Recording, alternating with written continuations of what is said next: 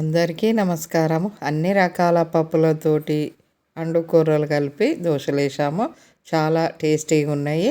పప్పులు ఎక్కువ శాతం పొట్టు పప్పులు తీసుకున్నాము. పొట్టు పెసరపప్పు, శనగలు, మనకు మైసూర్ పప్పు, మినప్పప్పు, కొంచెం మెంతులు, కొంచెం అటుకులు, కూరలు 3 కప్పులు. మనం ఇడ్లీ రవ్వ ఇడ్లీకి ఎట్లా వేసుకుంటామో రైస్కి బదులు కూరలు 3 కప్పులు వేసాము. అన్నీ ఒక్కొక్క కప్పు వేసాము. కొన్ని ఉలవలు కూడా వేసాము. ఇందులో ఉలవలు పిల్లలు ఎప్పుడు మామూలుగా ఉత్తగా తినమంటే తినరు. ఇందులో వేసుకుంటే ఏర్పడకుండా దోశ ఇష్టంగా తినగలుగుతారు.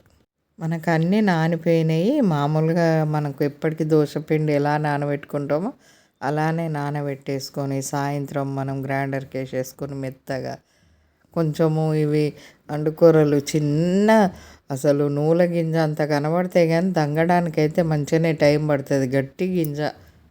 చిరుధాన్యాలతోటి మనం ఇడ్లీ, దోశ, పొంగలి, మామూలుగా జావలాగా కూడా చేసి పెరుగు కలుపుకోవచ్చు. పిల్లలకు అలవాటు కావాలంటే ఇంకా నెలకు ఒకసారో 15 రోజులకు ఒకసారో మధ్య మధ్యలో ఇలా చేసుకోవడం వల్ల కొంచెం చిరుధాన్యాలతోటి తినడం అలవాటు అయిపోతుంది.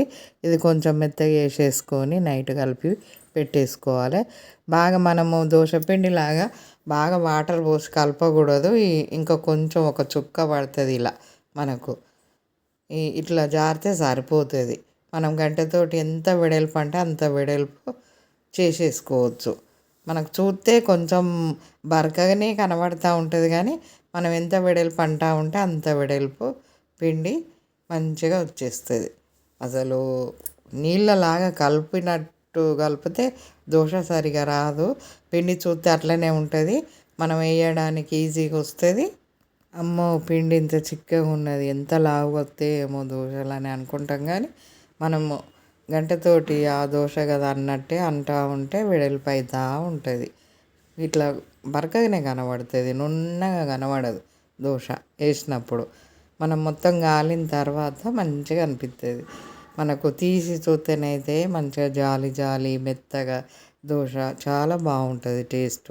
ఇంకొకటైతే నూనెతోటి వేసేసాము, ఒకటేమో మనం నెయ్యితోటి వేసాము. నెయ్యితోటి కూడా ఇంకా నూనె కంటే కూడా నెయ్యితోటి చాలా టేస్టీగా ఉన్నది. ఇలా చిరుధాన్యాలు ఒకసారి ఊదలు, ఒకసారి సామలు, ఒకసారి కూరలు ఇలా వేసుకుంటే మార్చి మార్చి చేసుకున్న వాళ్ళం అయిపోతాం.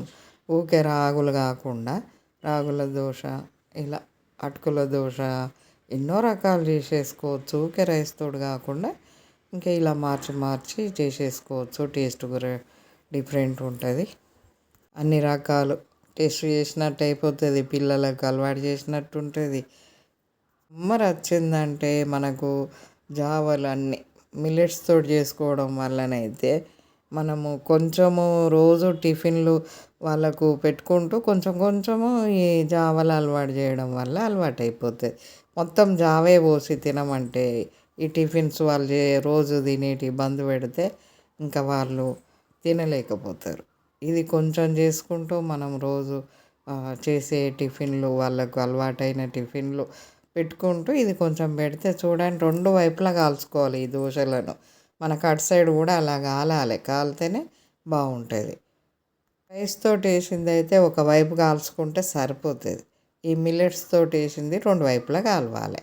లైక్ చేయండి, షేర్ చేయండి, సబ్స్క్రైబ్